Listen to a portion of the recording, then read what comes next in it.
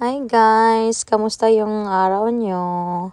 After pala ng church, nagpunta ako sa coffee shop and I ordered my favorite grapefruit tea.